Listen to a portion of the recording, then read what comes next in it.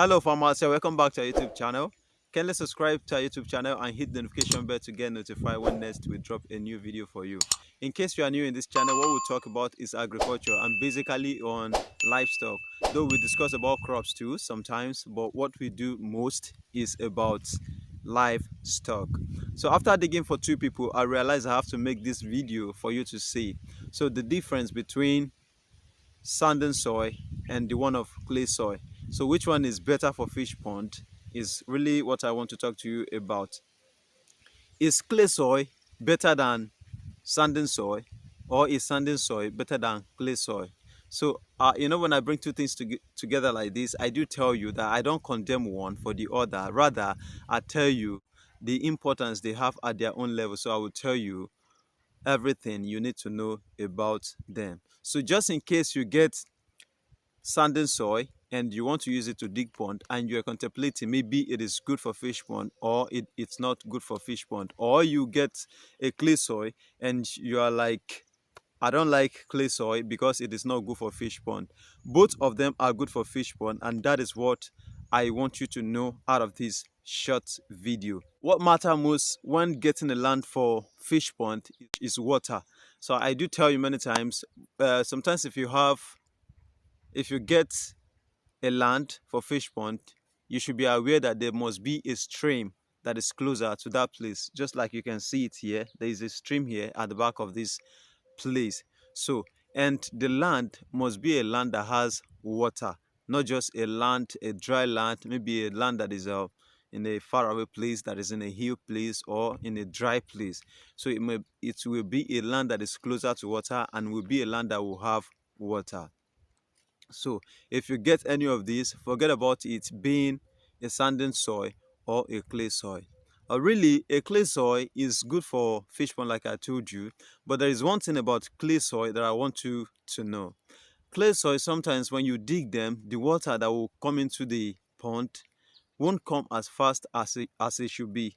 It will be coming slowly. Why? Because the space at which water will pass from outside, I told you, earthen pond, they get their own water source, they depend it on the ground. So the water comes from the ground. So in clay soil, if the water should come, it will be coming slowly because the space at which the water will penetrate from the ground into the pond is very, very tiny. They are very small.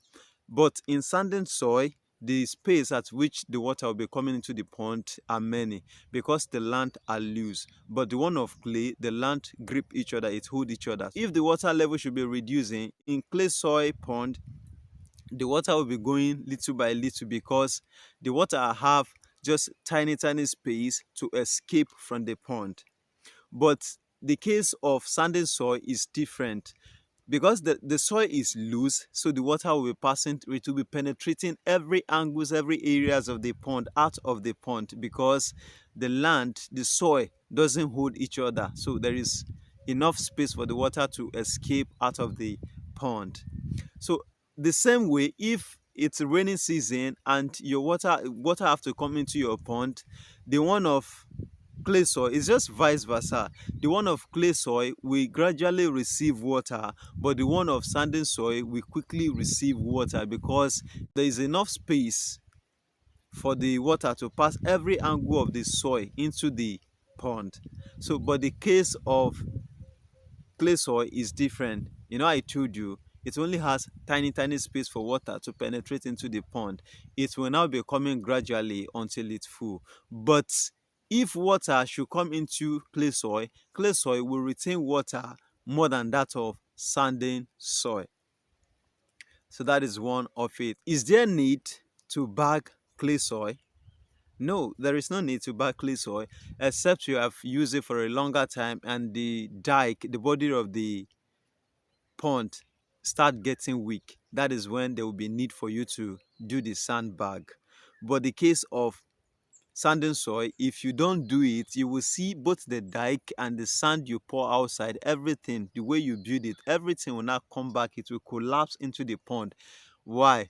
Because the soil are loose, they don't hold each other. So and by the time you leave them like that without bagging them, it will do what? It will collapse. So for it not to collapse, is the reason why you have to bag it. Even if you dig it newly, you can see in all the videos displaying on the screen, you can see that by the time they dig the one of clay soil, there is no way, there is nowhere that breaks in the pond.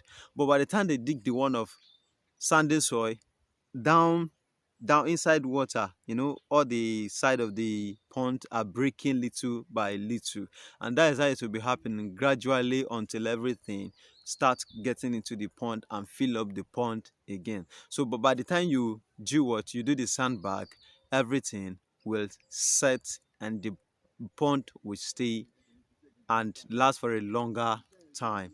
So it is better to bag sandy soil and leave the one of clay soil.